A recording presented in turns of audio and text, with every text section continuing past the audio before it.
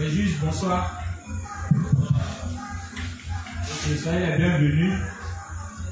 Je salue aussi mes frères et sœurs qui nous suivent en direct. Voilà. Bon, depuis hier, on a entamé un nouveau thème. Après le thème traité par l'inspecteur sur près de 5 semaines, qui était le thème sur Satan.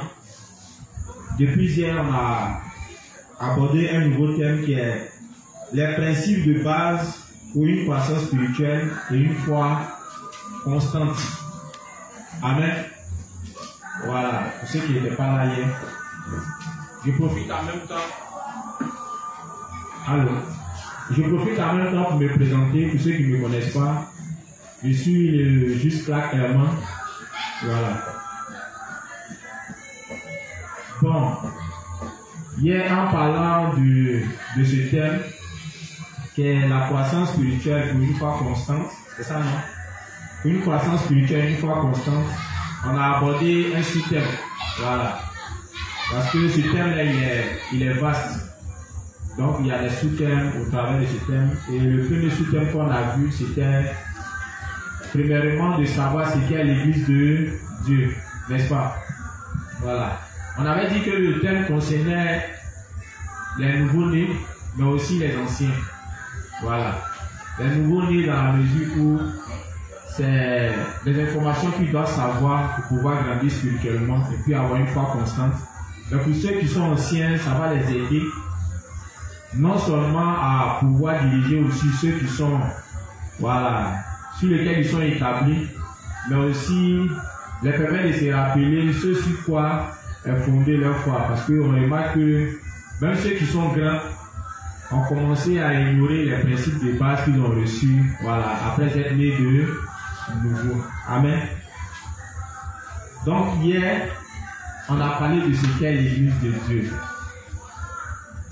Et en parlant de ce qu'est l'église de Dieu, ce qu'on a voulu, voilà, apporter comme information aujourd'hui, c'est quoi? On nous demande d'être unis à l'église après être nés de nouveau. Amen. Mais avant même de nous unir à l'église, on dit la chose la plus importante, c'est de savoir même l'église où on nous demande de nous unir. C'est quoi même l'église? Qu'est-ce qu'est l'église de Dieu? Pourquoi? Parce que si on ne sait pas ce qu'est l'église de Dieu, on peut venir parce qu'il faut venir. On peut même négliger tout ce qui se fait dans l'église sans pour autant bénéficier de toutes les bénédictions qui sont rattachées à l'union à l'église de Dieu. Amen. Voilà. Donc, j'ai voulu que chacun prête attention à ce qui est dit concernant ce qu'est l'église de Dieu. Amen. Satan peut venir nous attaquer en nous présentant l'église sur un autre angle, pensant que l'église est là pour perdre notre temps, pensant que l'église est là pour nous empêcher de jouir de notre liberté après être nés de nouveau. Or, ce n'est pas le cas. Pourquoi? Parce que on ne sait pas grand chose sur l'église de Dieu. Donc, les informations qu'on est en train de donner là, c'est très important pour notre avenir spirituel. Amen. Et hier, en parlant de cela, on a traité 3 principes. Et le premier principe qu'on avait traité nous disait que le juste perd 2 tiers des bénédictions données par Dieu quand il ne connaît pas l'église de Dieu. Amen. Mais pourquoi le juste peut perdre 2 tiers des bénédictions s'il ne connaît pas l'église de Dieu? On a utilisé le texte de... C'était quel texte? Genèse combien? Voilà.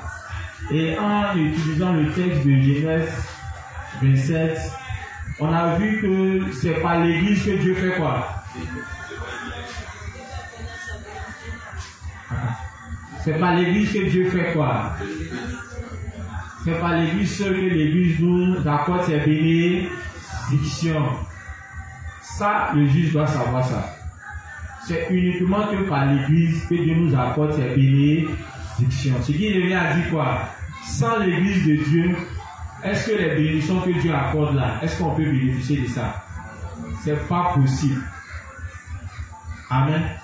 En fait, en attendant cette information, ça doit nous donner le courage de venir à l'église. Tout en se disant, mais en dehors de l'église, c'est que je n'ai pas d'art venir.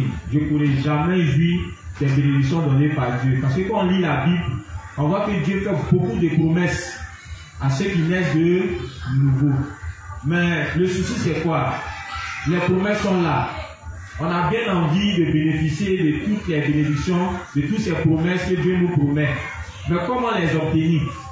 C'est là que ça devient un problème. Amen.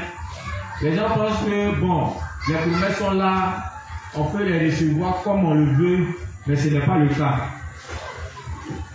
Hier, le révérend nous a montré au travers du principe de Luc 61 que Dieu, là, c'est uniquement qu'au travers de l'Église qui travaille, et c'est uniquement qu'au travers de l'Église que nous accorde les bénédictions. Et en parlant de bénédictions, il a énuméré, n'est-ce pas? On a pris un exemple, la rémission des péchés. Comment on est devenu juste? C'est évidemment au travers de l'Église. C'est l'Église qui a établi des programmes en allant dehors annoncer la bonne nouvelle de l'Évangile. Et c'est par, comment on appelle, ce programme-là qu'on a pu entendre l'Évangile et recevoir la rémission des péchés. Mais la vie de foi ne se limite pas seulement à recevoir la rémission des péchés. Il y a beaucoup d'autres promesses qui ont été faites par Dieu, n'est-ce pas? Et ces promesses-là, c'est toujours au travers de l'Église qu'on peut leur obtenir. En faisant quoi? En obéissant à quoi? Aux instructions qui sont données par l'Église. Aujourd'hui, j'ai remarqué quelque chose. Aujourd'hui, c'est le jour d'intercession, n'est-ce pas? Et on sait bien quelle est la place de l'intercession dans la vie du juste. On dit l'intercession là. C'est là que les justes se réunissent et ils prient, n'est-ce pas? Non seulement on prie pour le salut des âmes, on prie pour que les projets de Dieu se réalisent, on prie aussi individuellement pour les uns et les autres. Mais j'ai remarqué qu'aujourd'hui, là, si je ne me trompe pas, il y a eu peut-être 10 chaises. Alors que les dimanches, on est près de 200 personnes, si je ne me trompe pas. Les jours d'intercession aujourd'hui, même ceux qui sont proches de l'église, je ne les ai pas vus. On a l'impression que, bon, le programme d'intercession, les justes commencent à négliger. Mais si les justes négligent le programme d'intercession, c'est que c'est grave. C'est très grave. Un juste qui ne prie pas pour que les projets de Dieu se réalisent, lui-même ses prières ne seront pas exaucées. C'est un méchant. Un juste qui ne prie pas pour que les gens soient sauvés, lui-même ses prières ne seront pas exaucées. Un juste qui ne prie pas pour ses frères et sœurs, il est méchant. Dieu n'exaucera pas ses prières. En fait, c'est ce que le révérend dit. L'Église n'a pas établi ce programme-là en vain. En participant à ce programme, on reçoit beaucoup de bénédictions. Je vais prendre un exemple. Dans ce programme, il y a les promesses de dons pour lesquelles on prie, n'est-ce pas? On demande aux juges de faire quoi? De prier pour les promesses de dons, non? Et puis de participer. Mais quand tu ne veux pas prier pour pouvoir participer, tu fais comment participer? Et si tu ne pries pas pour demander à Dieu, ah Seigneur, je veux aussi participer, voici le montant auquel je veux participer, donne-moi les moyens. Si tu ne pries pas, tu ne seras pas exaucé. Parce que je sais une chose, tous ceux qui ne sont pas venus aujourd'hui à l'intercession, ils n'ont pas prié. Qui peut lever la main ici pour dire que aujourd'hui il n'a pas été à l'intercession, mais à la maison il a prié seul? Qui? Pourquoi on ne prie pas? Non seulement à la maison, on n'a pas la force de prier parce qu'on est seul. On nous demande encore de venir à l'église pour qu'ensemble, en priant, on ait la force de pouvoir prier. Et puis on ne vient pas. Bon, quand c'est comme ça, là, comment on peut être béni? Parce que ce qu'on oublie, c'est que prier aussi, c'est faire l'œuvre de Dieu. Non seulement on n'a pas la force d'aller évangéliser, mais on nous demande simplement de venir à l'église pour prier, pour que Dieu puisse travailler au travers de nos prières, amener les âmes à la conversion, réaliser ce projet, et puis voire même aider aussi nos frères et sœurs dans les difficultés, et puis par la suite, nous-mêmes donnons nos propres sujets pour que ça soit exaucé, on est incapable. Amen. Ça montre que notre foi n'est pas correcte. Ça montre qu'on ne sait pas pourquoi on est dans l'église. Amen. Les juges, c'est pas bon, hein. C'est même pas bon. Normalement, quand on dit intercession, tel qu'on est là le soir rempli, c'est comme ça qu'on doit être rempli le jour d'intercession. Parce que quand les juges se mettent ensemble pour prier, est-ce que vous connaissez la valeur de ça, la puissance de ça? Dieu exauce vite. Imaginez, moi j'ai un sujet pour lequel tous les justes prient. Imaginez. Dieu exauce rapidement. On a des problèmes. Qui ici n'a pas de problèmes? On a tous des problèmes. On te demande de venir à l'église pour qu'ensemble on prie. Et puis ça va te donner l'occasion aussi de soumettre ton sujet pourquoi on prie pour ça. Là encore, là, c'est difficile pour les justes de venir à l'église, de venir à l'intercession. C'est grave, hein? Bon, quand c'est comme ça, là, est-ce qu'on peut être béni? C'est ce que le révérend dit en disant que quand on ne connaît pas la valeur, on peut perdre 2 tiers des bénédictions. Parce que l'église n'a pas établi ça en vain. En participant à ça, ça accorde des bénédictions. Mais quand tu ne participes pas à ça, tu peux être béni comment? C'est juste, tu peux être béni comment? Dans l'église ici, on n'impose pas les mains, on ne fait pas des prières spéciales. Ça n'existe pas ici. Le seul moyen pour être béni, c'est participer au programme établi par l'église. Mais le programme aussi établi par l'église, pourquoi on reçoit les bénédictions là? On refuse. Ça veut dire qu'on n'est pas différent d'Ésaü. On dit on doit être comme qui? Comme Jacob. Ceux qui viennent là, ce n'est pas parce qu'ils sont trop intelligents ou ils ont trop la force. Non. C'est parce qu'ils connaissent la valeur d'être unis au programme d'intercession. Ils connaissent les résultats quand ils sont unis. Amen. Je ne parle pas de ceux qui sont au travail. Hein. Ceux qui sont au travail, l'Église a donné un moyen d'être unis. Je ne parle pas d'eux. Je parle de mes frères et sœurs qui ont la capacité de venir au programme, mais qui négligent. Un temps, ils ont un problème. Un temps, ils veulent bénéficier des bénédictions accordées par Dieu. Si tu ne viens pas, bon. L'église, c'est une chose. Tu ne vas pas te lever un jour pour dire non, l'église n'a pas conduit dans la bénédiction de Dieu. C'est faux. Dieu ne va se lever pour dire non, mon frère. Là, je ne suis pas d'accord. Amen. Donc, le premier programme et le premier principe disait ceci. Il nous faut connaître l'église et puis faire quoi? Obéir à elle. On a pris le texte de Genèse, comme j'avais dit. C'est ça, non? Genèse 27, voilà. Dans le texte de Genèse 27, on voyait que c'est uniquement que par l'église que Dieu apporte ses bénédictions. Amen. Donc, tout ce que l'église doit nous dire de faire, en le faisant, c'est là que les bénédictions de Dieu est là. On peut jouir de ça. Si l'église dit les juges doivent participer au programme d'évangélisation, c'est parce que tout simplement en participant à ce programme, on peut apprendre à savoir évangéliser. Dieu dit un saint qui évangélise, il le prend en charge au quotidien, il s'occupe de lui. Maintenant, pour savoir évangéliser, quand tu fais comment si tu ne participes pas au programme d'évangélisation? Les juges, si on ne vient pas au programme d'évangélisation, on fait comment? Ça va évangéliser. Attends, si tu n'évangélises pas, tu représentes le méchant serviteur. Un saint qui n'évangélise pas, il va en enfer. Est-ce que vous savez ça? Donc, quand l'église établit ce programme, c'est pour notre propre bien. Parce qu'en venant, on trouvera des dévanciers qui ont su comment évangéliser et qui vont nous apprendre à savoir évangéliser. Maintenant, on ne vient pas. Bon, les bénédictions qui sont liées au fait d'évangéliser, là, nous on fait comment pour bénéficier de ça? L'église n'attend pas des justes de venir s'asseoir ici dimanche et puis donner nos offrandes. C'est pas ça qu'on attend de vous. Non, les justes. L'église n'attend pas l'argent d'un saint. On ne veut pas votre argent. On se comprend? Parce qu'on remarque que beaucoup sont devenus comme des religieux. Ils attendent uniquement que dimanche et puis ils viennent s'asseoir, faire un peu semblant de louer Dieu. Là, tu es un religieux.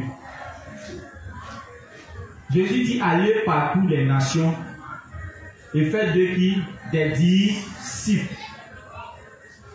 On se comprend, non? Donc quand tu fais naître une âme, en retour, cette âme doit faire quoi? Elle doit aussi devenir un disciple pour aller faire quoi? Pour aller convertir d'autres âmes. Le but de l'église là, c'est de sauver les âmes. Mais l'église ne peut pas sauver les âmes seules. Donc on a besoin de tous les saints pour accomplir ce devoir là. Mais si les saints ne sont pas formés, ils font comment?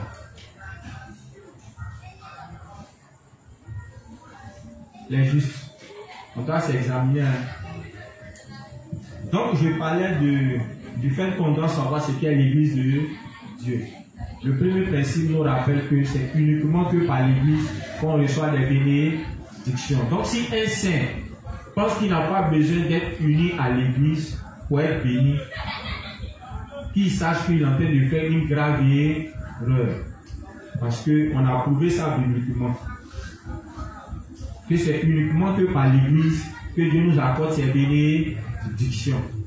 C'est vrai qu'on le dit pour certains saints qui sont nés de nouveau, mais on le dit aussi pour ceux qui sont anciens dans la foi. Parce qu'on remarque que beaucoup ont tendance à se taper la poitrine en disant que non, c'est quand il a quitté l'église. Tu as quitté l'église. En pensant qu'en quittant l'église, tu seras béni, tu pourras faire le bien. C'est impossible. C'est pourquoi l'église, ça ne concerne pas seulement que les nouveaux-nés. Parce qu'on a l'impression que même ceux qui ont grandi ont commencé à ignorer ce qu'est l'église de Dieu. Sans l'église, il peut faire quoi? Dieu ne travaille pas dans le désordre. On se comprend? Dieu travaille toujours autour d'un ordre. Quand il y a une église qui est établie, il s'assure que tous les saints soient unis à cette église et travaillent au travers de cette église. Mais quand il y a beaucoup de prédicateurs autoproclamés, comme c'était le cas au temps de Corinthe, Dieu ne peut pas travailler. On se comprend, non? Donc, quand on est dans l'église, on doit savoir à qui on a affaire. Toutes nos bénédictions dépendent de l'église. Amen. C'est uniquement que quand on est unis à l'église, quand on obéit à tout ce que l'église nous enseigne, c'est là qu'on peut bénéficier des bénédictions accordées par Dieu. Mais quand ce n'est pas le cas, jamais tu ne pourras jouir des bénédictions. Amen. Donc ça, c'est la première information qui nous a été communiquée. Savoir ce qu'est l'église, c'est de savoir que c'est uniquement que par l'église qu'on peut obtenir des bénédictions. Quand le juge sait ça, on ne va plus le forcer à venir à l'église parce qu'il sait que son avenir dépend de qui? De l'église. Aussi longtemps qu'il n'est pas uni à l'église, il sait que son avenir, franchement, c'est un avenir qui est sombre. C'est même pas celui qui conserve toujours sa foi. Parce que même la foi en l'évangile de l'eau et de l'esprit, c'est uniquement dans l'église qu'on peut la conserver. On a compris? Ok. On a poursuivi encore pour dire qu'on doit reconnaître l'église comme telle pour être béni. Et en parlant de ça, on avait pris un texte, n'est-ce pas? Le texte de Matthieu. En plus de savoir que c'est uniquement que par l'église qu'on est béni, on doit aussi savoir que c'est uniquement que au travers de l'église qu'on fait accomplir l'œuvre de Dieu. On se comprend les justes. Si l'église n'est pas là, on ne peut pas faire l'œuvre de Dieu. L'église a un projet. Et c'est autour de ce projet-là que nous travaillons. On se comprend, non? Quand Dieu établit son église, il établit toujours un serviteur. C'est ce serviteur-là qui communique ses volontés. Et en retour, le serviteur communique les volontés à toute l'assemblée. Et c'est à toute l'assemblée maintenant de s'unir autour de ce projet. Amen. Donc toutes les fois où on est unis à l'église, où on travaille comment on appelle, à encadrer les âmes, à fortifier les âmes, à soutenir les âmes, à aller même vers le monde pour leur apporter la rémission des péchés. On dit tout cela engendre quoi? Des bénédictions. Mais pour ce faire, il y a lieu pour nous de faire quoi? De nous unir à l'église. La preuve en est, quand on va évangéliser, est-ce qu'on va seul? On va toujours accompagner de 2 ou 3 frères. Parce que sur le terrain, on ne sait pas à qui on a affaire. Maintenant, imagine que tu es seul. Tu vas sur un front où tu as affaire à des personnes qui ont plus de connaissances dans la fausseté que toi. Tu fais comment pour t'en sortir? Tu es né de nouveau. Tu vas faire un front sans tes frères, sans les dévanciers. Tu fais comment pour t'en sortir? C'est pas possible.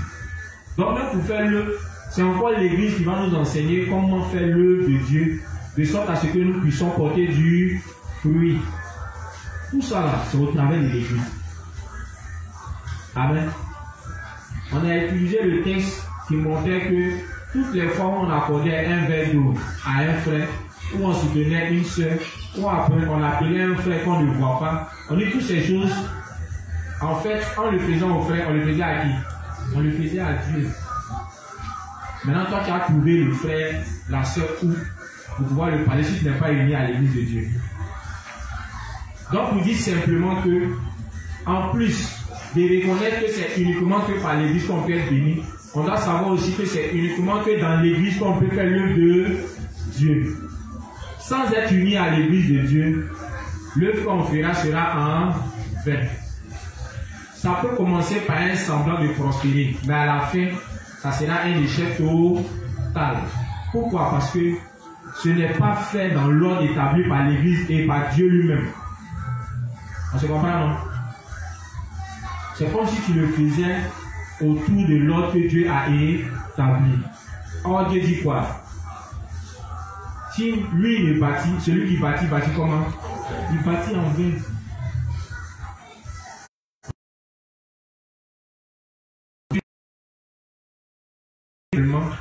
N'a pas fait son chemin en dehors de l'église établie par le révérend. C'est blanc.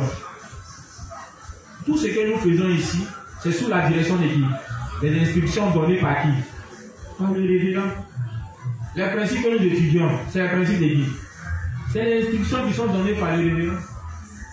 C'est-à-dire, tant même qu'on n'est pas unis physiquement dans son église, mais au travers des principes que nous étudions, au travers des instructions que nous suivons, c'est comme si on était en Corée. On se comprend? Cela veut dire que l'église auquel on est unis, c'est une église qui est unie à l'église du révérend. Et quand on regarde la foi du révérend, les instructions qu'il nous donne, on voit que cette foi-là, elle est unie aux ancêtres dans la foi, qui ont été les apôtres, qui ont été les prophètes qui l'ont précédé. Amen. On a poursuivi pour toujours parler concernant ce qu'est l'église. On a dit qu'il y a combien de types d'églises? Ok. Et on a dit qu'il y avait ce qu'on appelle les synagogues de Satan. En parlant des synagogues de Satan, on avait dit quoi? C'est l'église où les gens ne sont pas nés de nouveau. Mais en plus de cela, ils ne prêchent pas l'évangile de l'eau et de l'esprit qui donne la rémission des péchés. Pour dire simplement que quand on est de nouveau, on doit faire très attention à l'église auquel on veut s'unir. On ne s'unit pas à n'importe quelle église. Voilà pourquoi on dit de savoir c'est quelle église de Dieu. Si tu t'unis à l'église des pécheurs, même si là-bas, tu donnes ta dîme fidèlement, tu évangélises, d'après toi, tu vas prêcher l'évangile pour que les âmes naissent. Si tu fais tout ça, c'est en vain. Tu ne seras pas béni. Et à la fin, tu seras où? Tu seras jeté en enfer. On se comprend les justes. Tu es né de nouveau par l'évangile de l'eau et de l'esprit. Et puis tu es toujours uni à une assemblée qu'on appelle les synagogues de Satan, où tous ceux qui sont réunis sont pécheurs. Le pasteur est pécheur, sa femme c'est une pécheresse. Son second c'est un pécheur. Et puis arrivé là-bas, tu donnes ta dîme, tu participes à tous les programmes, tu vas évangéliser. On dit, même si tu fais tout ça, Dieu ne te bénira pas. Et à la fin, tu seras jeté où? Tu seras jeté en enfer. Parce que normalement, un saint qui naît de nouveau doit travailler pour le salut des âmes. C'est comme si tu as travaillé pour la chair. C'est en vain. Amen. Donc un saint, quand il vient de nouveau, il doit faire la différence entre la véritable église et la synagogue de Satan. La véritable église, c'est quelle église? C'est l'église où le pasteur, comment? Il est né de nouveau, sa femme est née de nouveau, les ministres sont comment? Ils sont nés de nouveau. Et il a continué. Il dit dans cette église qu'on fait quoi? On prie pour le salut des âmes. C'est ce qu'il a dit, non?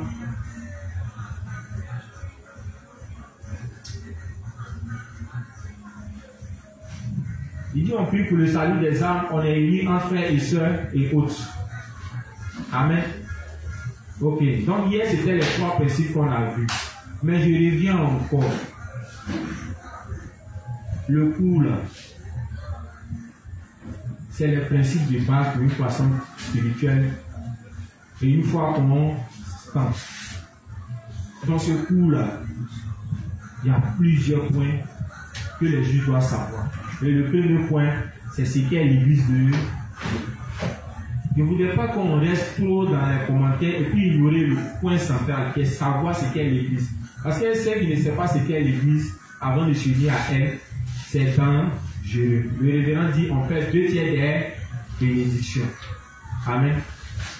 Aujourd'hui, si nos dévanciers, si le pasteur Tagro a pu s'unir, a pu s'attacher au révérend, c'est parce qu'il a su ce qu'est l'église de Dieu au travers de tous les enseignements qui lui sont communiés, qu'il a examiné, il a vu, il dit, ah, effectivement, cette église, c'est la véritable église. Voilà pourquoi tout ce qu'il fait, c'est en union avec l'église établie en Corée. Amen. On ne s'unit pas par hasard, on ne s'unit pas par effet de mode. C'est pas bon, les justes. Avant de faire quelque chose, on doit savoir ce qu'on fait. On va savoir où on met les pieds. On se comprend. Tous les jours, on nous dit unissez-vous à l'église, unissez-vous à l'église. Mais si on ne sait pas le bien qui est fondé d'être unis à l'église, on va toujours nous poursuivre pour nous unir. On se comprend, non? On n'a pas besoin de nous poursuivre. Ça doit se faire naturellement. Est-ce que nos dévanciers, on va les appeler pour dire venez vous unir? Et puis c'est toujours ceux qui sont petits dans la foi derrière eux en cours. C'est parce que ceux qui sont encore petits n'ont pas grande notion de ce qu'est l'église de Dieu. Ne savent pas quel avantage qu'il y a à être unis à l'église. Voilà pourquoi on est obligé toujours de courir après eux. Donc ce point est là pour nous donner toutes les informations. Pour ne pas que demain, on est encore à courir derrière vous. Amen. Il y a beaucoup de personnes dans la justice qui ont eu des opportunités même de voyager, mais qui ont refusé. Pourquoi? Parce qu'ils savent que être loin de l'église, ça ne les arrange pas. Il y a des gens qui ont eu des opportunités d'aller en France. Il y a des gens qui ont eu des opportunités d'avoir un emploi où ils étaient bien payés, mais quand ils regardent que ça doit les empêcher d'être unis à l'église, ils ont préféré refuser. Parce qu'ils savent ce qu'est l'église de Dieu. En fait, c'est à ça qu'on veut amener chaque saint. Parce que d'autres viennent nous voir, ah, le père, il y a une proposition d'emploi où il doit travailler du lundi au lundi. Et puis tu viens me demander.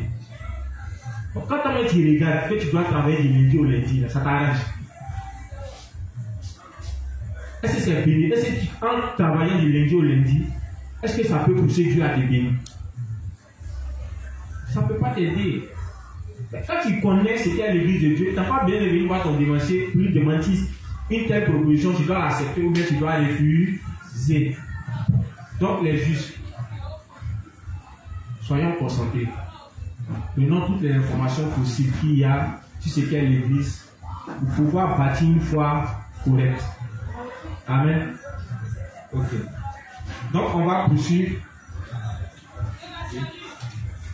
Mais avant, c'est vrai que j'ai fait le résumé sans prier. La liste est née, donc il faut nous introduire avec la prière. Amen. Donc les justes, ensemble, on va confier le reste du temps au Seigneur. Prions. Père éternel, nous te disons merci pour ce temps d'enseignement. Merci de ce que tu as commencé depuis le début à conduire ce moment. Merci Seigneur de ce que tu continues dans cette lancée et que tu inspires davantage ton serviteur à parler selon toi. Merci de disposer nos cœurs pour une compréhension nette et claire des principes qui seront étudiés ce soir. Merci Seigneur de ce que tu nous as exaucés. Au nom de Jésus-Christ, nous allons prier. Amen.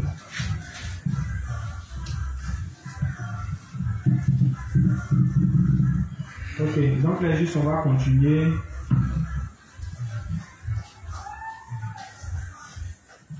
Donc hier on s'est arrêté à quel principe? En parlant des deux sortes d'églises, n'est-ce pas? Voilà. Donc on a dit la véritable église, c'est l'église où les saints sont nés de nouveau, n'est-ce pas? Voilà. Lisons le texte d'Éphésiens 5, à partir du verset 22.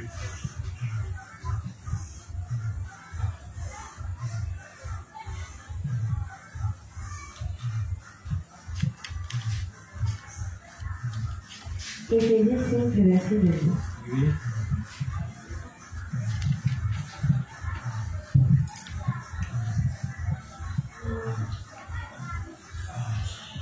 Éphésiens 5, le verset 22. Femmes, soyez soumises à vos maris comme au Seigneur. Car le mari est le chef de la femme, comme Christ est le chef de l'Église, qui est son corps, et dont il est le sauveur. Continue. Or, de même que l'Église est soumise à Christ, les femmes aussi doivent l'être à leur mari en toutes choses. Marie, aimez vos femmes comme Christ a aimé l'Église et s'est livré lui-même pour elle, afin de la sanctifier par la parole, après l'avoir purifiée par le baptême d'eau. Amen. Les justes, on a compris. Donc Christ a fait quoi pour l'Église? Il a sanctifié. Cela veut dire quoi? Jésus a rendu son Église, les membres de son Église comment? Saints et sans péché. Donc ceux qui forment l'Église de Dieu sont comment? Ils sont saints. Amen. Ok. On prend Acte 2. À partir du verset 38 à 47. Acte 2. Acte 2, verset 38 à 47. C'est pour compléter ce qui a été dit hier concernant les caractéristiques de l'Église. Parce que le révérend a dit que dans l'Église de Dieu, le pasteur doit naître de nouveau, sa femme, etc., etc. Évidemment, la femme du pasteur doit naître de nouveau.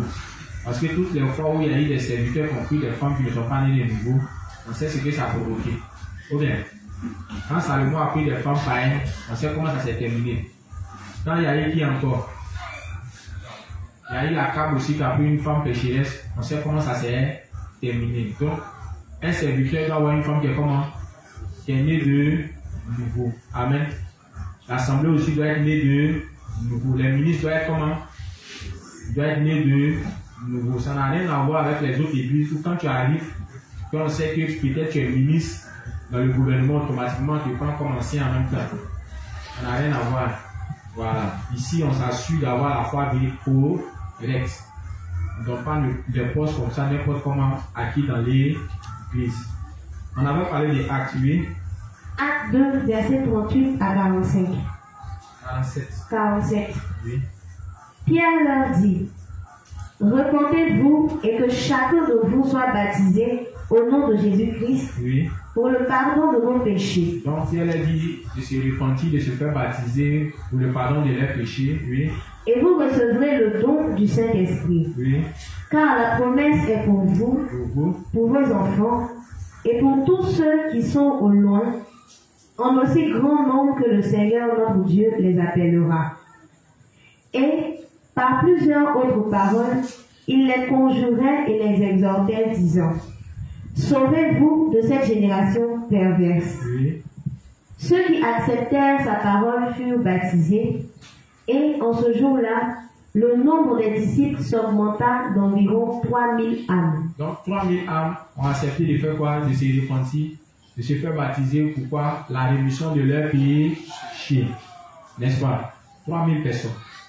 Continue.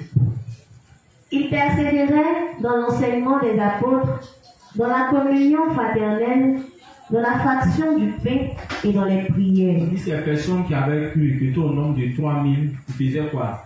Il persévérait dans l'enseignement de qui? C'est quoi persévérer dans l'enseignement des apôtres? Le juste.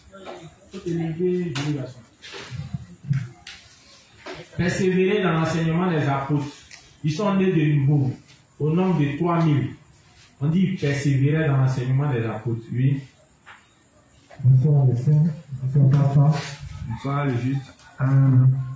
Moi, persévérer dans l'enseignement des apôtres aussi, c'est demeurer dans l'enseignement des apôtres. Demeurer dans la même terre. C'est là. Oui. Je veux français terre à terre. Comme j'ai dit tantôt, il y a le frère qui veut parler.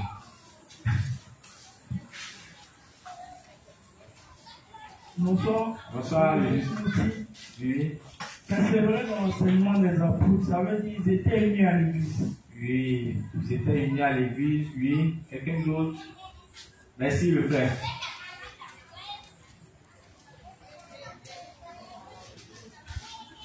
Bonsoir les justes. Bonsoir. Donc ici, en tant par persévérer, de façon terre à terre, rester dans l'enseignement. Oui. Ne pas s'écarter de l'enseignement que les apôtres donnaient. C'est rester dans cet enseignement-là jusqu'à ce qu'ils meurent. Ok. Il y a un frère devant qui voulait parler aussi. Comment ils ont dit ce que tu voulais dire là? Bonsoir les justes, moi c'est le juste lui. Bon, j'entends par persévérer dans l'enseignement des apôtres, suivre religieusement ce que les apôtres font comme enseignement. Oui. Il y a le mot persévérer, et puis il y a l'enseignement qui est là, n'est-ce pas? Voilà. Donc persévérer ici va signifier quoi? Il restait constamment attaché aux enseignements des apôtres. Ce que les apôtres disaient là, il restait constamment attaché à ça. On se comprend, non? Est-ce que c'est pas ce qu'on demande au juste? En restant attaché constamment à ce que les serviteurs disent dans l'église, qu'est-ce qu'on reçoit par la suite? Les bénédictions. Aussi, vous allez voir. Il persévérait dans l'enseignement des apôtres, Oui. dans la communion fraternelle, Dans la communion fraternelle, c'est-à-dire en frères, ils restaient toujours ensemble. Oui. dans la fraction du pain Oui. et dans les prières. Et dans la prière. 3000 personnes sont toutes ensemble. Ils priaient tous ensemble. Aujourd'hui, on dit jour d'intercession. Franchement, ça ne descend pas au nombre qu'on voit aujourd'hui. Hein. On a l'impression qu'il y a d'autres qui étaient là, d'autres n'étaient pas là. Or, au temps des apôtres, constamment, les 3000 personnes étaient toujours ensemble en train de prier. Imaginez 3000 personnes se mettre ensemble pour prier. C'est normal que leur prière soit exaucée rapidement. Amen. Voilà. En regardant à ces textes, normalement, c'est cette fois-là qu'on doit faire quoi? On doit imiter. Et vous allez voir que au fur et à mesure que les gens restaient attachés à l'enseignement des apôtres, à la fraction des pains, à la communion fraternelle, à la prière, on dit Dieu faisait quoi? Il ajoutait chaque jour à l'église ceux qui étaient sauvés. Mais quand ces éléments ne se retrouvent pas dans une église de justes, est-ce que Dieu peut ajouter? Ça montre que la foi des saints n'est pas correcte. Amen. Donc Dieu ne peut pas ajouter. Il y a un travail à faire à l'intérieur. Et c'est ce que l'église demande en fait. Amen. Ce qui revient à dire que tout ce qu'il faisait concernant le travail d'apporter la rémission des péchés dans le monde, ça apportait du fruit parce qu'il demeurait dans l'enseignement des apôtres, dans la communion fraternelle et dans la prière. En faisant cela, ça leur permettait de grandir et de porter du fruit. Donc quand ils sortaient, Dieu permettait que les âmes naissent au travers d'eux. Et plus les âmes naissent, tous ceux dont ils ont besoin pour ce travail, Dieu les apporte. Amen. Dieu ne bénit pas parce qu'il faut bénir. Dieu bénit quand on est unis à son projet. Amen. Si l'église a un projet, que tu décides de souscrire, si c'est financier, en voulant souscrire, Dieu t'apporte plus, de sorte à ce qu'en participant, tu as aussi de quoi subvenir à tes besoins. C'est comme ça qu'on bénéficie. Mais toi, tu n'es même pas uni au projet de l'église. Et puis tu vas bénéficier des bénédictions. Ça ne se passe pas comme ça. Ça aussi, les juges doivent le savoir. Pour être béni par Dieu, on doit être uni à ses projets. C'est comme ça que Dieu bénit. C'est pourquoi dans une zone, quand il n'y a pas un projet, Dieu ne bénit pas encore la zone. c'est quand il y a un projet qui est établi et que non seulement le serviteur, tous les saints veulent participer à la réalisation de ce projet, c'est là que les bénédictions commencent à couler. Amen. Ok. Lui, continue. La crainte s'emparait de chacun, Oui. et il se faisait beaucoup de prodiges et de miracles par les apôtres. Donc, on voit que tous ces éléments ont permis de faire quoi? De produire beaucoup de miracles et de prodiges. Amen. Mais ce qu'on retient, c'est que cette église était comment? Ils étaient saints. Tous les membres de cette église étaient saints. Donc, on doit faire très attention. Après un né de nouveau, Dieu nous dit qu'il y a deux types d'églises. Cette idée de savoir c'est quelle église de Dieu pour pouvoir nous unir, mais on doit faire très attention à quelle église on doit nous unir. On dit à la synagogue des Satans. Tous ceux qui sont là-bas sont uniquement que des pécheurs. Tout ce qu'ils prêchent n'est pas porté sur la rémission des péchés. La preuve en est, nous étions là-bas. Est-ce qu'on pouvait dire qu'on était saint? Non. On n'a jamais su même qu'un homme pouvait devenir saint. Mais c'est quand on a connu la véritable église, c'est là qu'on a su qu'il y avait un moyen pour nous de devenir saints. Par le moyen de quoi? Par le moyen de la foi. Amen. Mais cette église, en plus d'apporter la rémission des péchés, en plus d'être sainte, on dit qu'elle prêche l'évangile de l'eau et de l'esprit. Elle prie pour le salut des âmes. Elle prie même pour qui? Pour les âmes qui sont membres de cette église. Quand quelqu'un est malade, c'est l'église qui prie pour que cette personne ait la guérison. Vous n'avez pas remarqué ça? C'est pourquoi on dit qu'un juste a un problème, il doit faire quoi? Il doit apporter l'information à l'église de Dieu. Ce que l'église peut faire dans un premier temps, c'est prier pour cette âme. Puis par la suite, on va la rendre visite. S'il y a des choses à faire pour l'aider, que ce soit financier ou bien matériel, l'église s'engage à le faire. Amen. Ok.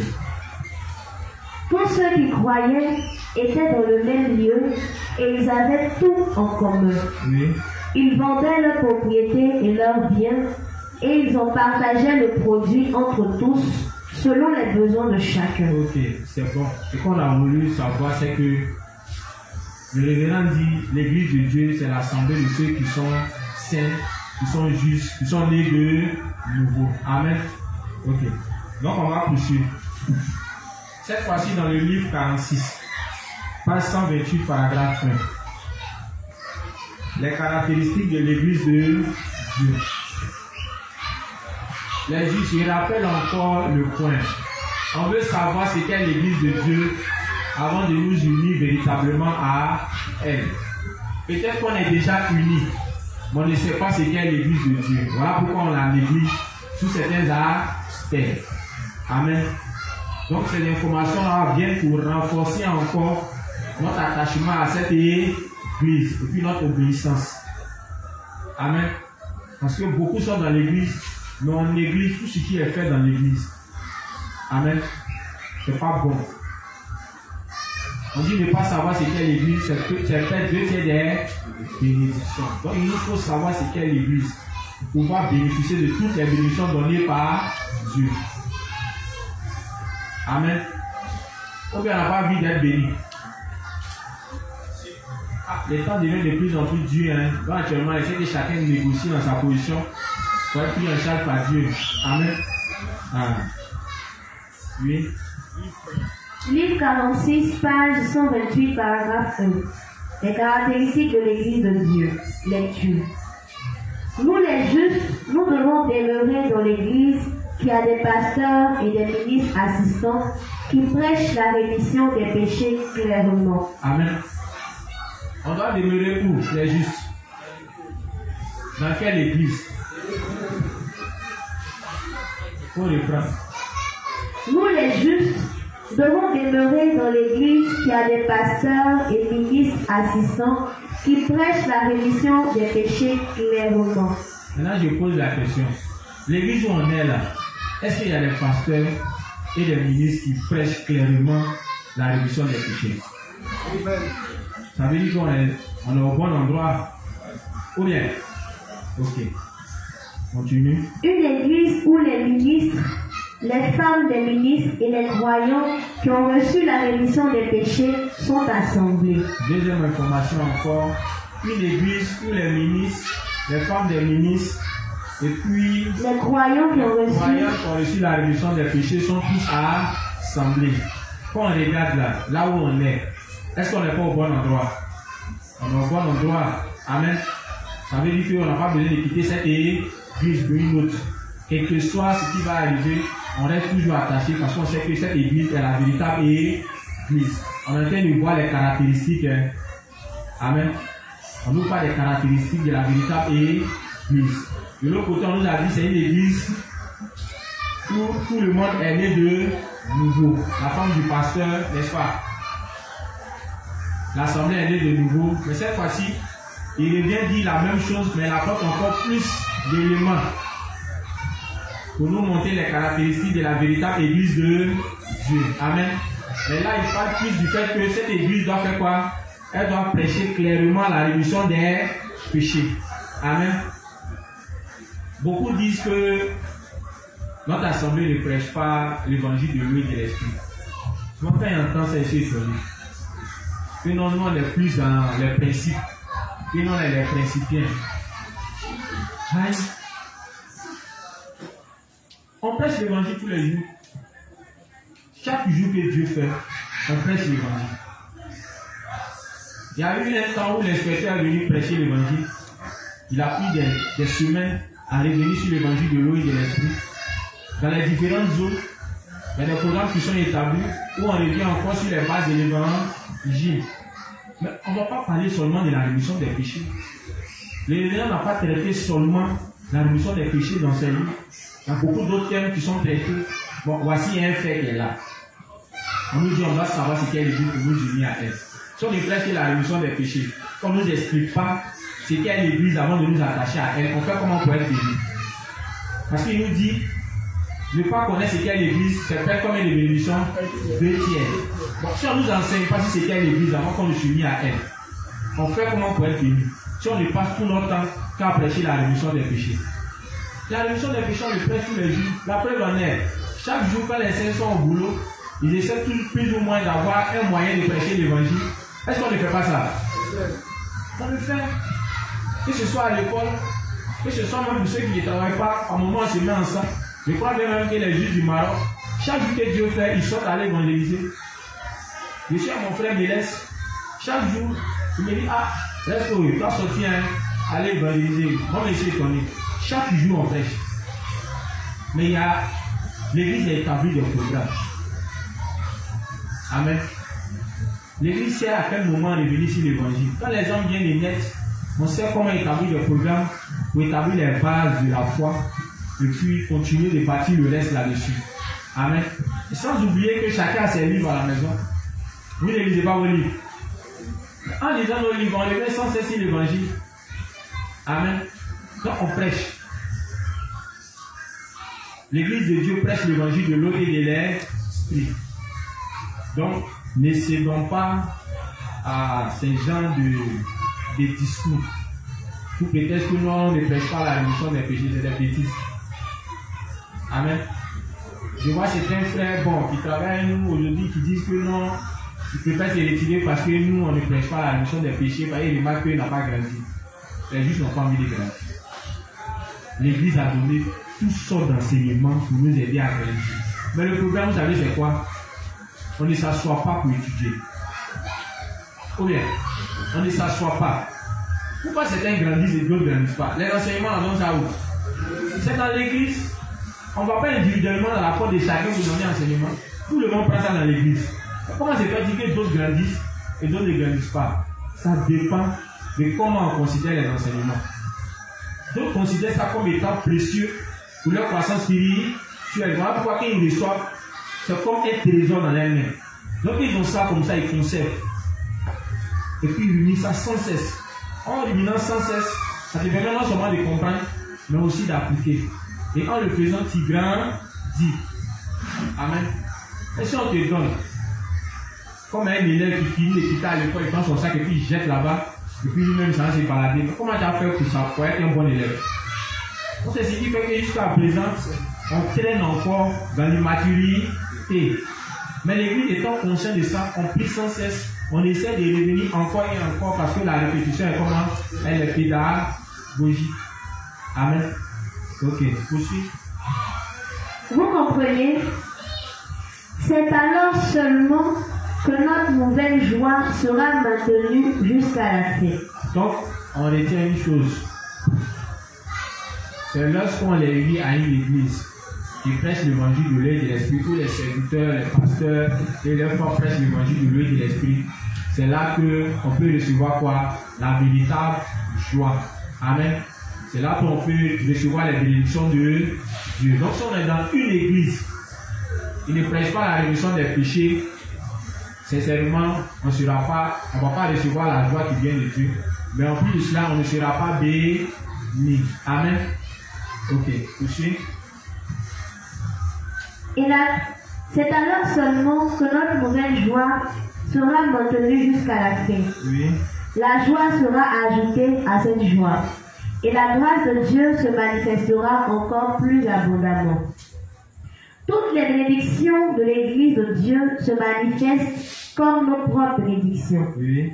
Cela signifie que toutes les bénédictions qui ont été répandues sur l'Église se transformeront en nos propres bénédictions. Amen. Une église qui prêche la rémission des péchés, elle reçoit quoi de Dieu? Des bénédictions. Donc on est attaché à cette église, on est uni à cette œuvre que l'église fait de prêcher la rémission des péchés. On reçoit aussi quoi? Les mêmes bénédictions que Dieu a déversées sur l'église. Amen. Vous allez voir que quand on va poursuivre, vous allez comprendre que l'église a une seule mission. Prêcher la rémission des péchés. Amen. Tout le travail qu'on est en train de faire, c'est pour un seul but. Amener chacun à prêcher l'évangile qui donne la rémission des péchés. Amen. Même quand on demande de savoir ce qu'est l'église, c'est parce que quand tu sais ce qu'est l'église, que tu t'unis à elle pour apprendre, tu peux par là arriver à faire quoi?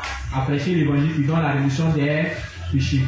Mais si l'église elle-même, par qui on doit apprendre toutes ces choses, tu ne sais pas ce qu'elle est, tu la négliges, tu négliges toutes les instructions qu'elle te donne, tu fais comment pour prêcher la rémission des péchés? C'est notre mission. Tu fais comment? Donc on est obligé de revenir à la base. Combien?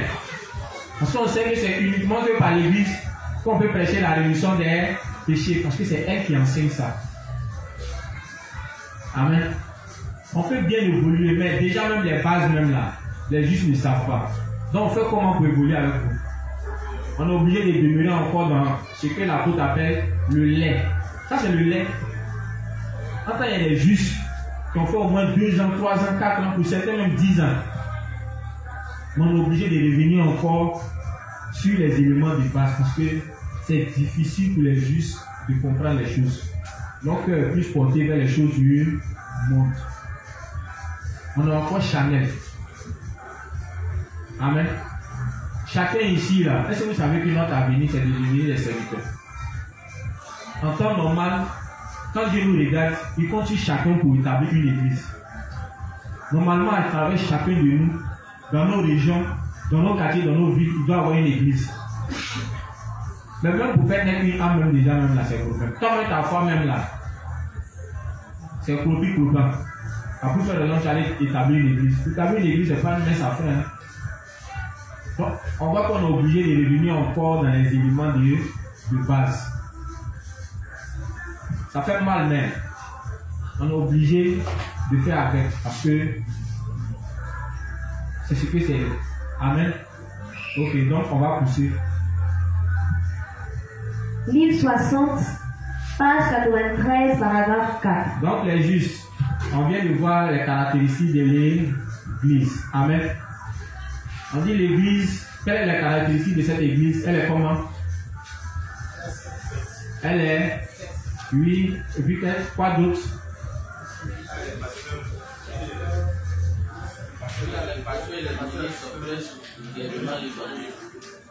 Les pasteurs. Les pasteurs et les ministres prêchent clairement l'évangile. Ok.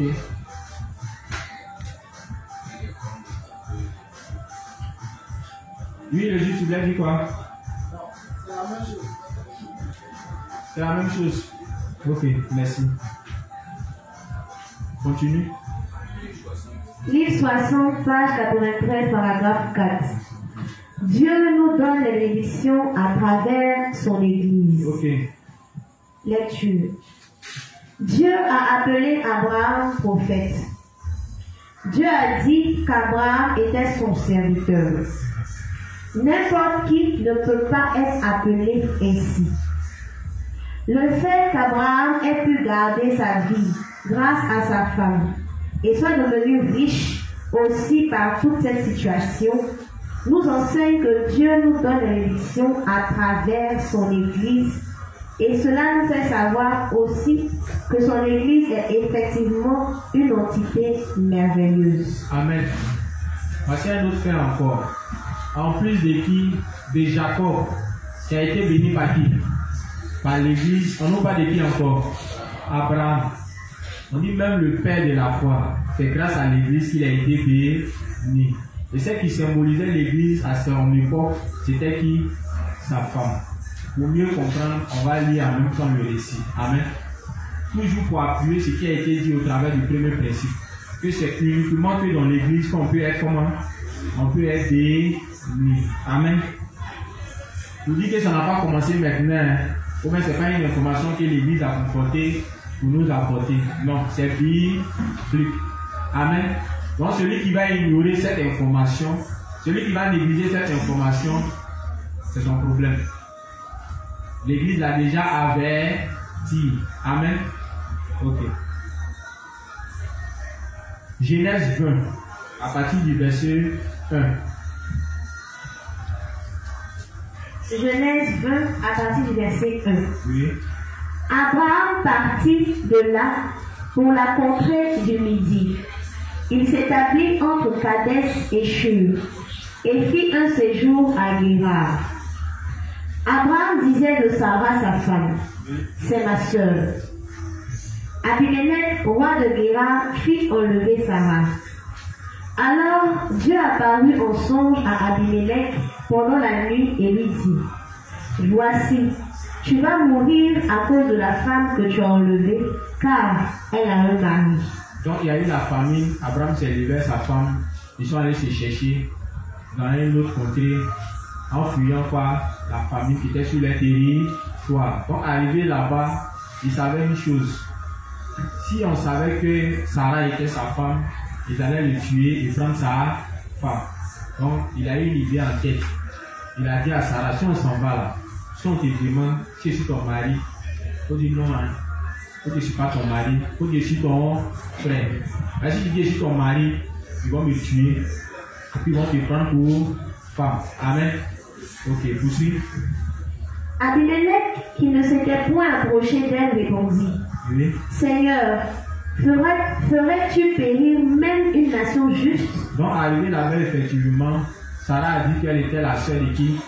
D'Abraham. Donc, automatiquement, Abimelech, qui était qui? Le roi, voilà, de cette contrée, l'a pris pour femme. Mais il n'avait pas encore couché avec elle. Donc, au milieu de la nuit, Dieu est descendu pour faire quoi? Voilà, pour s'attaquer à lui, pour le frapper. Vous allez la frapper tout le pays, même de stérilité. Amen. Voilà, donc s'il lève maintenant en train de causer avec Dieu. Oui, continue. Ne m'a-t-il pas dit, c'est ma sœur? Oui. Et elle-même n'a-t-elle pas dit, c'est mon frère? J'ai agi avec un cœur pur, Oui. et avec des mains innocentes. Donc il dit c'est pas de sa faute. Quand ils sont arrivés, ils ont demandé, il est qui pour toi? Sarah a répondu, c'est mon frère. Il dit ok, comme c'est ton frère, il n'y a pas de problème, je vais te prendre, tu deviendras ma femme. Amen. Maintenant, comment se fait-il que Dieu commence à le frapper comme si c'était sa faute? Donc c'est ce qu'il est en train d'expliquer. Amen. Continue. Dieu lui dit en songe, je sais que tu as agi avec un cœur pur. Aussi t'ai-je empêché de pécher contre moi. Oui. C'est pourquoi je n'ai pas permis que tu la touchasses. Oui. Maintenant, rends la femme de cet homme, car il est prophète. Oui. Il priera pour toi et tu vivras. Mais si tu ne la rends pas, sache que tu mourras, toi et tout ce qui t'appartient. Ok. Abimelech se leva de bon matin. Il appela tous ses serviteurs et leur rapporta toutes ces choses. Et ces gens furent saisis d'une grande frayeur. Abimelech appela aussi Abraham et lui dit, qu'est-ce que tu nous as fait? Et en quoi t'ai-je offensé que tu aies fait venir sur moi et sur mon royaume un si grand péché? Tu as commis à mon égard des actes qui ne doivent pas se commettre.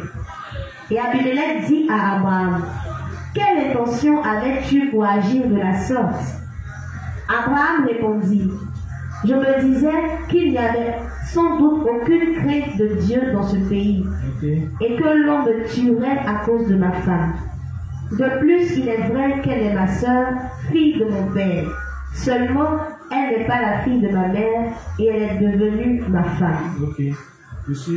Lorsque Dieu me fit errer loin de la maison de mon père, je dis à Sarah. Donc, effectivement, c'était sa demi-sœur. Amen.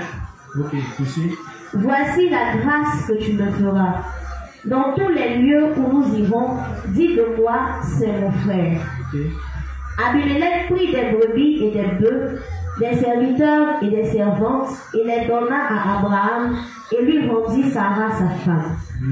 Abimelech dit, voici, mon pays est devant toi, demeure où il te plaira. Et il dit à Sarah, voici, je donne à ton frère 1000 pièces d'argent. Cela te sera un voile sur les yeux pour tous ceux qui sont avec toi, et auprès de tous, tu seras justifié. Amen. Abraham pria Dieu, et Dieu guérit Abimelech, sa femme et ses servants. Ok, il faut t'arrêter là. Donc, grâce à Sarah, Abraham a obtenu quoi d'Abimelech? Beaucoup de biens. Donc, la richesse d'Abraham, là, c'est grâce à qui il a obtenu ça? Sarah. Quand on dit Sarah, symbolise quoi? L'église de Dieu. Amen. Un deuxième texte qui vient confirmer que c'est uniquement que par l'église que Dieu passe pour nous accorder cette bénédiction. Donc, aussi longtemps qu'on restera attaché à l'église, aussi longtemps qu'on va suivre les instructions qui nous sont données par l'église, aussi longtemps qu'on restera unis à l'église dans tous ses projets, les bénédictions que Dieu accorde à l'église vont se déverser sur qui? Vont se déverser en retour sur nous. Donc, tout dépend de qui? Ça dépend de nous-mêmes. Amen. Tout dépend de nous. Aussi longtemps qu'on sait ce qu'est l'église de Dieu, ça va nous donner le courage d'obéir aux instructions, de faire tout ce que l'église nous demande. Et c'est en cela que les bénédictions aussi vont couler. Amen. Ça me rappelle un peu quand Pasteur me disait, est-ce qu'il faut aller à Trècheville et puis il faut aller travailler avec les hommes. J'étais en ce temps-là à Yopougon. Voilà. Et en ce temps-là aussi, c'était chaud. Voilà. Donc, imaginez Yopougon, Trècheville.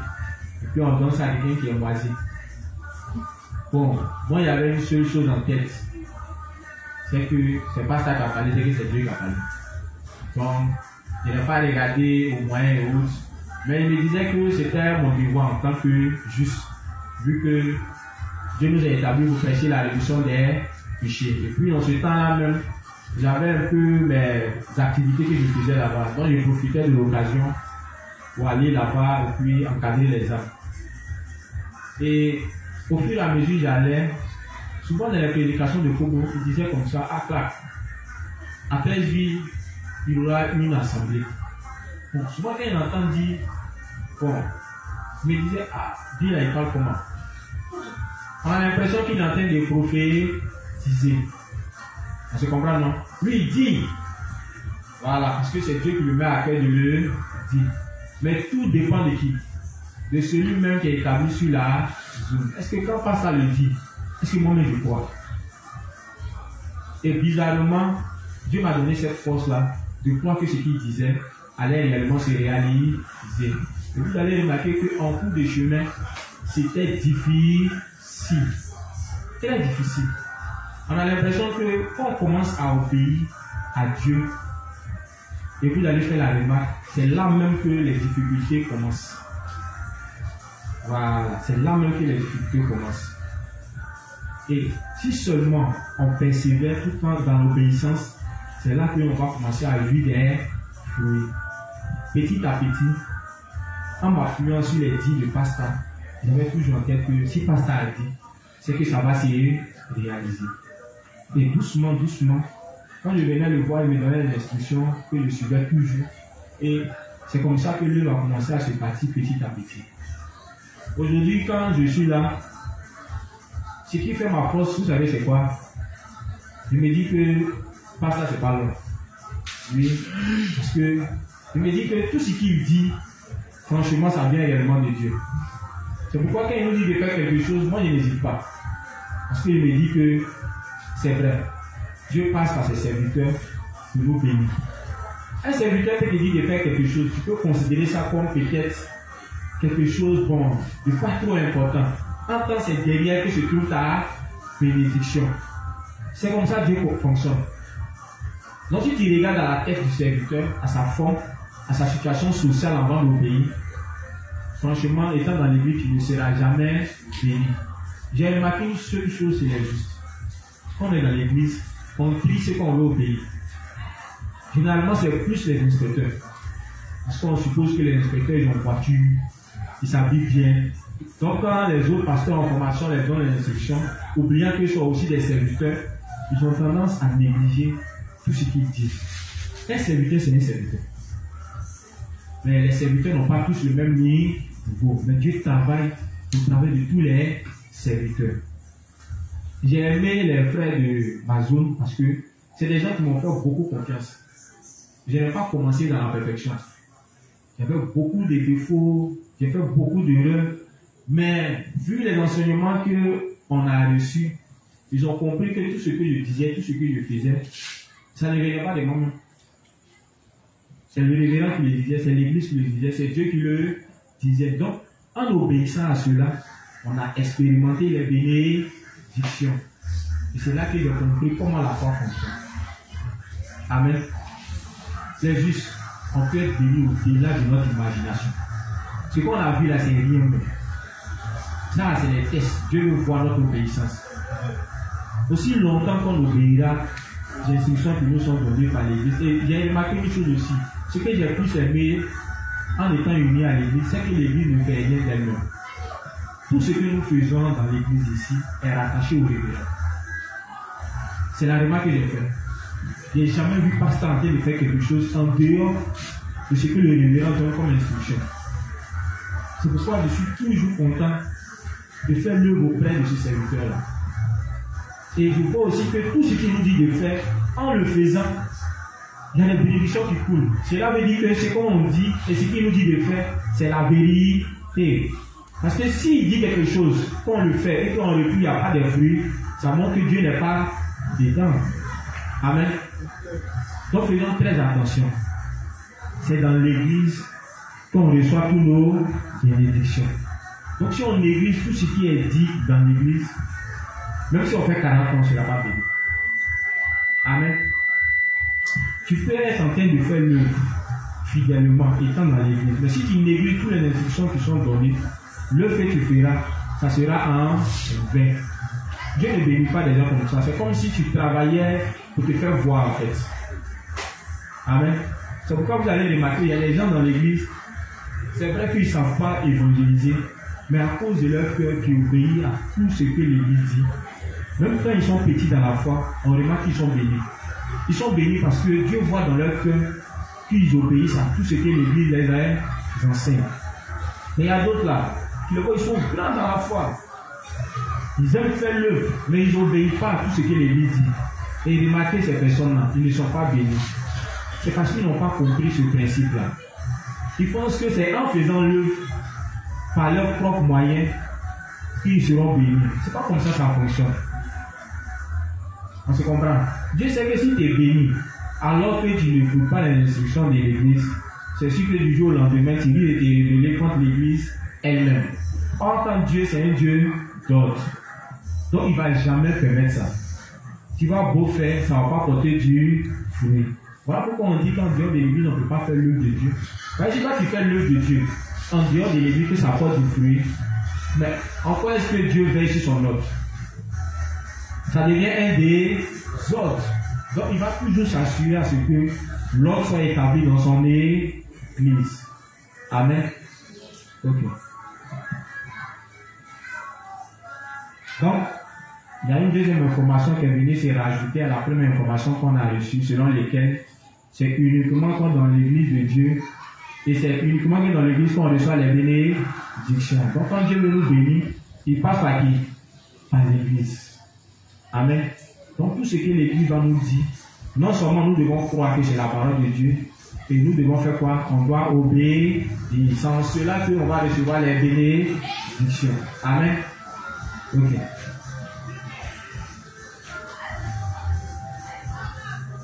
Luc 51.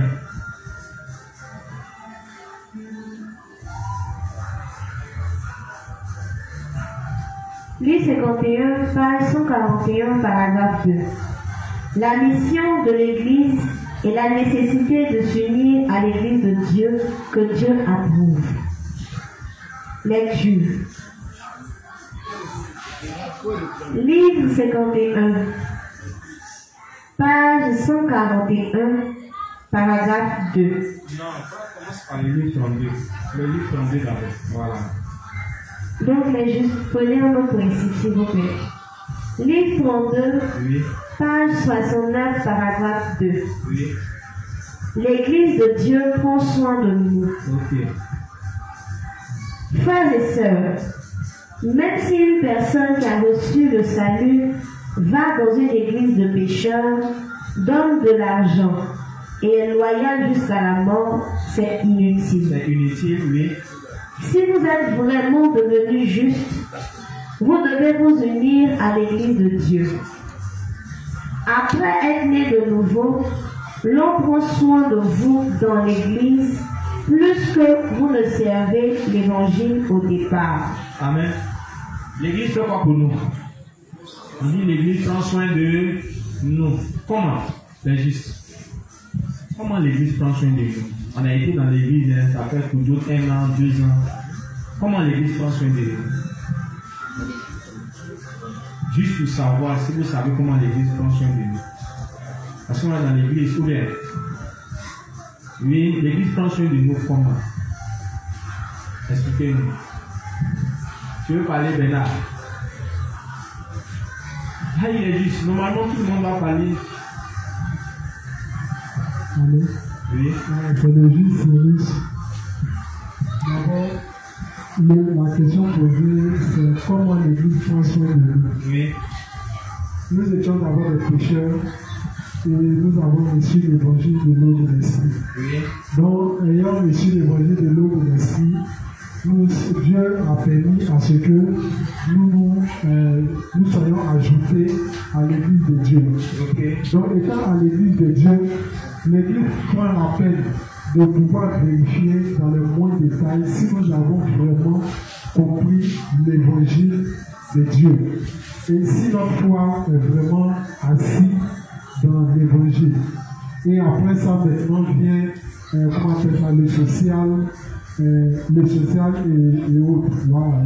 Subvenir à notre besoin, les appels, vérifier si vraiment nous sommes unis, souvent dans nos zones, lorsque nous sommes séparés de la zone où nous sommes, ainsi de suite. Voilà, c'est ce que je comprends.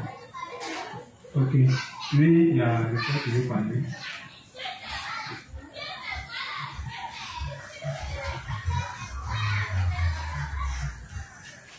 Bonsoir à tous, c'est juste liaison. L'Église prend soin de nous en nous protégeant des attaques du diable. L'Église prend soin de nous en nous décidant dans la parole de Dieu, c'est-à-dire dans la volonté de Dieu, en nous orientant dans tout ce que nous voulons faire. On va être fait au lait. Ok. Ok. Il y a le juste que derrière qui veut parler.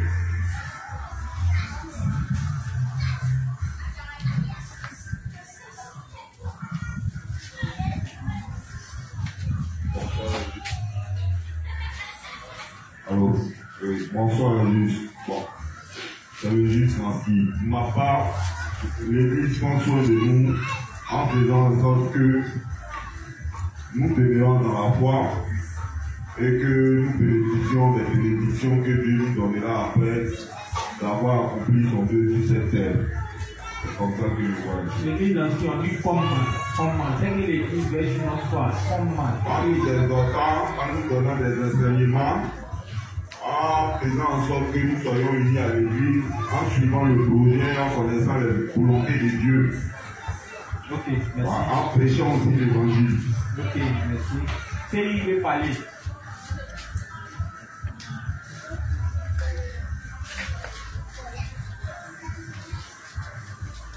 Bon, c'est juste une autre.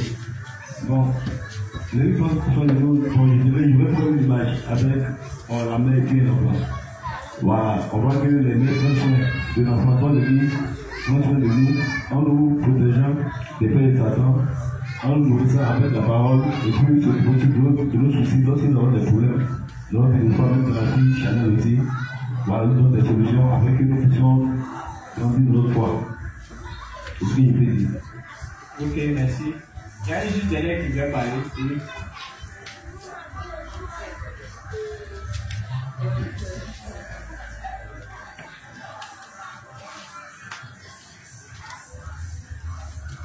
D'accord, comme j'ai déjà parlé. Donc ici, l'Église prend soin de nous au travers des enseignements donnés par l'Église. Déjà, un cas pratique, le pasteur Clark est en train de nous exhorter, nous vient nous enseigner sur les principes qui base. À travers cela, ça va causer beaucoup de choses dans notre foi. C'est une manière pour l'Église de prendre soin de nous en faisant grandir notre foi et en enlevant tout ce qui est mauvais aussi dans notre foi. Amen. L'Église aussi va nous donner les combinaisons lorsque nous avons des problèmes, nous donner les combinaisons à appliquer pour qu'on puisse résoudre ces problèmes. L'Église va nous apprendre à faire aussi, à élever des activités selon Dieu pour que nous puissions soutenir l'œuvre de Dieu. L'Église va nous apprendre que les pièges de Satan, voilà, et comment les éviter à travers les enseignements. Donc l'Église, à travers les enseignements, devra discerner toutes choses pour qu'on ne soit pas victime chaque position ou de victime des attaques de Satan. Donc c'est vraiment ce que je peux dire. J'ai juste merci. Tout ce que vous avez dit c'est correct. Amen. Voilà. Quand on est de nouveau, quand on rejoint l'église de Dieu, l'église, le révérend dit, prends soin d'eux, en commençant déjà par bâtir notre foi, en revenant sur les éléments de base de la nouvelle naissance, pour que notre foi en l'évangile de l'eau soit bien bâtie, parce que sans elle, on ne peut pas bâtir le reste. Et sans elle, notre foi ne va pas résister. Amen. En dehors de ça, il y a d'autres enseignements que l'Église va nous apporter pour notre croissance spirituelle. Tout ça là va dans le cadre des soins que l'Église nous apporte. Amen. En dehors de ça, quand un saint dans l'Église, par exemple, est malade, qu'est-ce que l'Église fait? À un moment, on s'élève, on va lui rendre visite, on chante des cantiques, et puis on fait quoi? On prie. Et par moment même, quand ce dernier-là n'a pas ses parents qui le soutiennent pour les soins, c'est l'Église encore qui va se mobiliser pour avoir des fonds pour acheter ses médicaments, n'est-ce pas? Il y a eu même des cas ici où il y a des saints qui ont volé courant et qu'on les a mis en prison. Qui est venu les faire sortir? Ils ont les parents, mais c'est là ils savent que maintenant ils sont justes. Allô, pasteur, ici en prison, on dit qu'il y a fait quoi? Non, il a volé courant. C'est encore l'Église qui va appeler. Amen. Il y a eu des gens même qui ont été malades, c'est encore l'Église qui allait payer les frais de soins. Il y a des gens qui ont enceinté les femmes. Le juge était à l'hôpital même, c'est encore l'Église encore qui s'est occupée d'eux. Amen. Tout ça là, ce sont les soins que l'Église apporte. Alors que quand on était dans le monde, quand on avait des problèmes, il y a un pasteur qui vous allait rendre visite. Jamais. Est-ce que les nouvelles même parviennent à l'Église d'abord? Ça ne parvient pas à l'Église. À plus de raison, on dit qu'on va se cotiser. Ce n'est pas possible. Donc l'Église prend soin de nous. Amen. Dans la mesure où, par moment même, on a nos petits soucis, on a nos inquiétudes, qu'on vient déverser sur les dévanciers. Et en retour, les dévanciers vont nous orienter, ils vont nous donner des conseils. Amen. Donc en quelque sorte, ils sont devenus comme nos parents. Combien? Parce que tout ce qu'on a comme problème, comme souci, c'est auprès des dévanciers qu'on trouve la solution. L'Église va prendre soin de nous en nous enseignant comment se nourrir. Amen. Il y a le cours sur l'alimentation qui est là.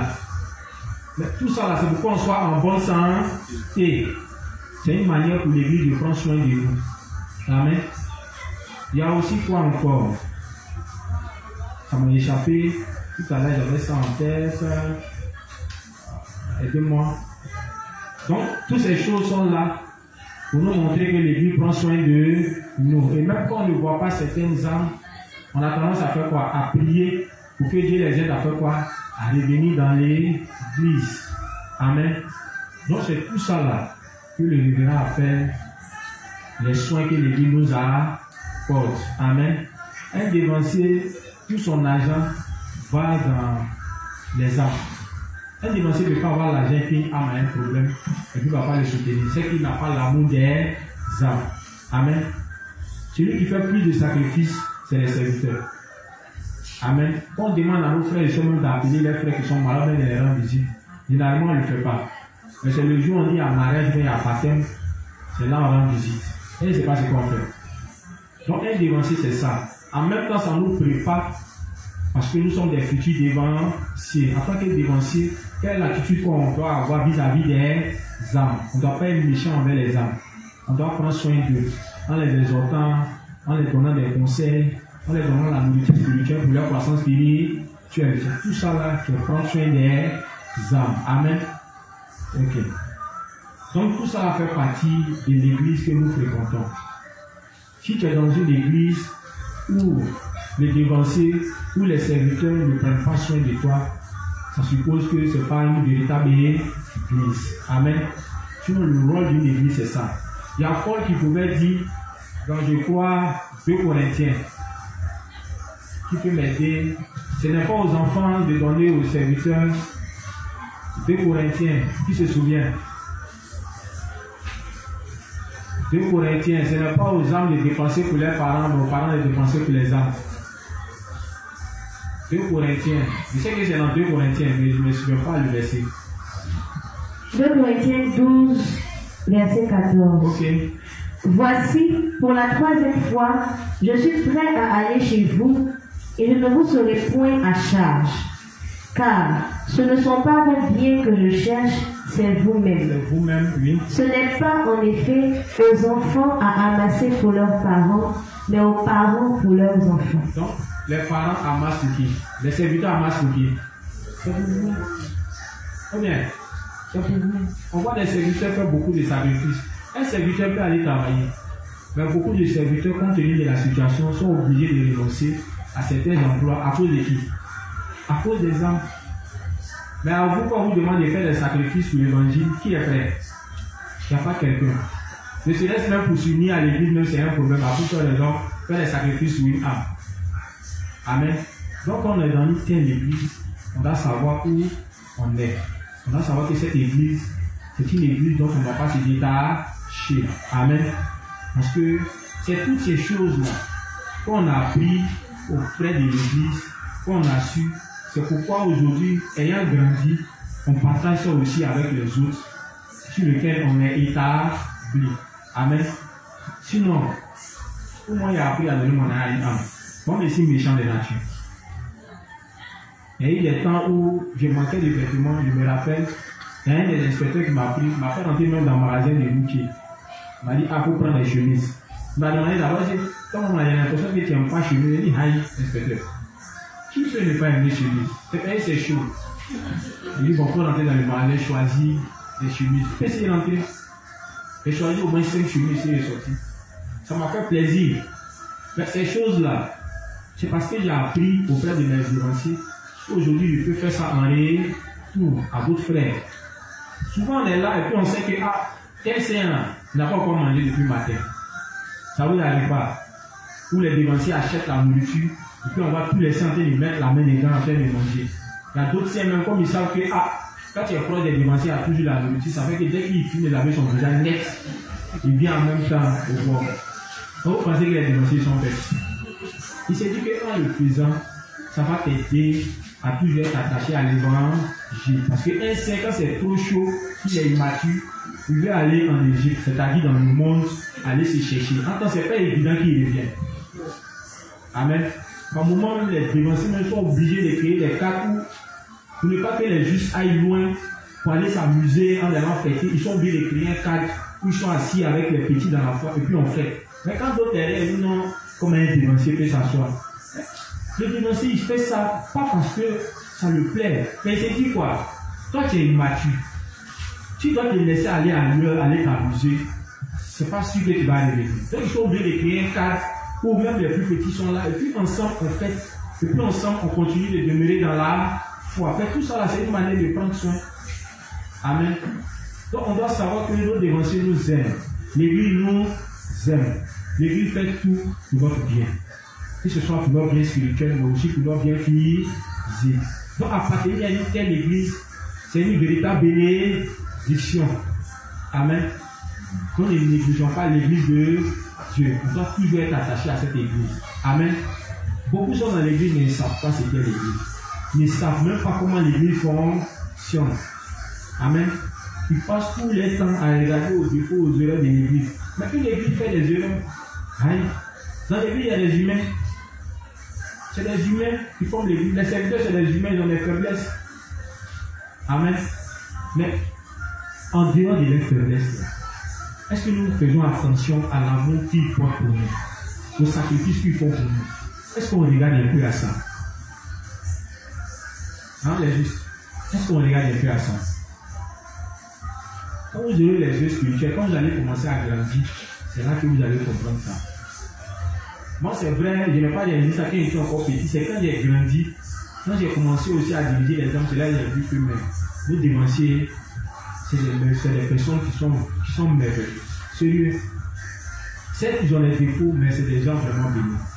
Ils nous aiment au-delà de tous les mots. Même quand un dévancier est fâché contre toi, parce que tu n'es pas uni, c'est pas amour qui le fait. Bon, toi, tu n'es pas uni à l'église, tu n'aimes pas l'évangile, tu veux ton dévancier rire à toi. C'est qu'il ne t'aime pas. Ou bien, mais quand on voit un tel comportement, les dévanciers, ils ne m'aiment pas. Lui, il est fâché, mais ça ne veut pas dire qu'il ne t'aime pas. Même son fâché là, c'est pas à nous. Amen. Donc on doit savoir ce qu'est l'Église. L'Église prend soin de nous. Amen. Raison pour laquelle on doit toujours demeurer dans l'Église. Amen. Les âmes nous fatiguent. Même à des heures où tu es en train de te reposer, tu peux bien laisser ton dévancier va se reposer. Mais à cette heure-là, il t'appelle. Et puis il va venir t'embrouiller. Ah, dévancier, il y a telle préoccupation. Ça fatigue. Mais, par amour pour les âmes, on est obligé de faire ces sacrifices. Amen. Sinon, quand on est dans le monde, nos pasteurs légalistes, tu peux les réveiller à une certaine heure. Et puis lui parler. Déjà pour poser, il faut avoir une enveloppe. Oh bien. Il faut avoir une enveloppe. Il y a une seule fois qu'elle vient me rendre son témoignage, elle a un souci. Elle a son mari qui est touché. Elle était mariée, puis ils sont séparés. Ils n'ont pas encore divorcé, donc ils sont en procédure. Donc, le gars dit qu'il ne veut pas. Il a une nouvelle femme. Il dit c'est venu poser un enveloppe, c'est pour prier. Donc, il faut te rappeler aussi que peut-être c'est la volonté de Dieu, vu qu'il ne veut pas qu'un saint reste avec un pays cher. Mais toujours dit qu'il faut prier. Elle était dans l'église, un matin, il y a une pécheresse qui est venue la voir. Puis il dit que non, il y a une prophétesse là. Elle seulement, si tu arrives là-bas, en tout cas, ton problème sera résolu. Puis comme son problème la tient à cœur, elle s'est levée en cachette, elle est partie. Arrivée là-bas, la prophétesse l'a regardé, c'est un con. Ton problème là, en fait, si tu vois que ça persiste, c'est payer ta mère. Donc ce que tu as fait, il n'y a pas de demander un montant, mais toi-même il faut voir qu'est-ce que tu peux apporter pour que là, ton problème soit résolu. Si tu vois que ton problème dure, là, c'est pas que tu ne peux pas donner. Et il t'a vu. Nous ici on vous donne tout cadeau. Au contraire, on se dépense pour vous. Là, c'est pas cadeau, hein. Même aujourd'hui, même là, il y a une voisine. Elle est en train de causer. Dans sa causerie, elle parlait d'une femme prophétesse. Pour faire délivrance, c'est 15 000. Elle voit ses cadeaux. Aïe. On dit le serviteur fait rien. Lui, c'est son travail. Son ouvrier mérite son salaire. C'est dans l'église, sinon c'est sacrifice. Aïe. Chez Dieu, tout est payant. Ils ont retenu une chose. On ne va pas voir un serviteur la main vide. Quand tu as venu, on va finir les prières, tu as pas dit non. Ils ont retenu une chose. Que nous aussi on a retenu. Les hommes sont méchants. Donc il préfère prendre pour lui en même temps avant que tu le fasses. Donc quand tu arrives et dis, ma prière là, ça fait 20 minutes, ça fait 15 minutes. Quand on était dans l'église du monde là, est-ce qu'on pourra approcher un pasteur quand vous priez pour nous? Non. C'est les hommes forts qui approchent le pasteur. Déjà même quand le pasteur dit viens te rendre visite, c'est la panique totale. Parce que même si tu n'as rien moyen de prier dans ta vie ce jour-là, tu dois tuer pour Dieu parce que l'homme de Dieu doit venir. On connaît comment on reçoit les hommes de Dieu. Mais quand les dévanciers arrivent chez vous là, vous les recevez comment? On est méchants. Nos dévanciers nous aiment. Font beaucoup de sacrifices pour nous. Mais en retour, on est méchants.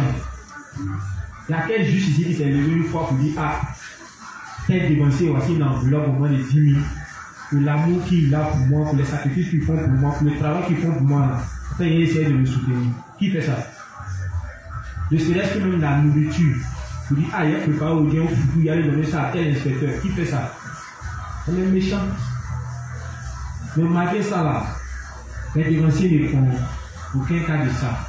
Ils continuent de nous aimer, ils continuent de nous exhorter à nous unir à l'église. Là encore, c'est un problème. C'est juste. On n'a qu'à renoncer à nous. Amen. Mais une chose est sûre, le révérend dit, l'église de Dieu, là, elle prend soin de nous. Amen. Donc maintenant qu'on a adhéré à l'église, on sait la vision de l'église. C'est de prendre soin des âmes. Donc pendant qu'on serait ici, voici ce qu'on doit imiter auprès de nos dévanciers. On doit apprendre à prendre soin les uns des autres. C'est pas ce qu'on nous demande. Quand un saint a un problème, normalement tout le monde doit être autour de lui. C'est tous les saints qui ont un problème. C'est des choses que nos dévanciers nous ont communiquées. Donc ça doit se faire de façon naturelle. Il y a des saints ici, ils n'aiment pas. Quand un saint a un problème, ils n'aiment pas apporter leur soutien. Mais quand ils ont un problème, qu'ils ne voient pas certains saints, ils se plaignent. Non, il y a un problème ici. Je n'ai pas vu un saint. Moi, depuis qu'il est dans l'église, on envoie un message à tous les saints. Tel juste a un problème. On dit la cancer des bouches. On a qu'à envoyer notre contribution. Tu as déjà participé. Mais comme à ton tour, tu as eu problème, les juifs ne participent pas. Mais n'oubliez pas que ce qu'on fait là, Dieu fait ça à notre tour. Si tu n'as pas l'habitude, alors qu'un saint a un problème, on sollicite les autres pour participer. Si tu n'as pas l'habitude de participer, quand tu auras ton problème, Dieu ne permettra pas que les saints participent. Le fait que les juifs participent, c'est Dieu qui les met à cœur de participer. Parce que tout simplement, tu as l'habitude de participer quand un saint a un problème. Donc, comme tu es méchant, et que ton tour est arrivé, Dieu va endurcir le cœur des saints. Peut-être même là, ils ne vont même pas faire attention à ça. Et quand ça va arriver, tu seras triste. On retient une chose. L'église prend soin de nous. Adjoudi, arrête de dormir. Tiens quoi? Je vais te donner le micro. Hein.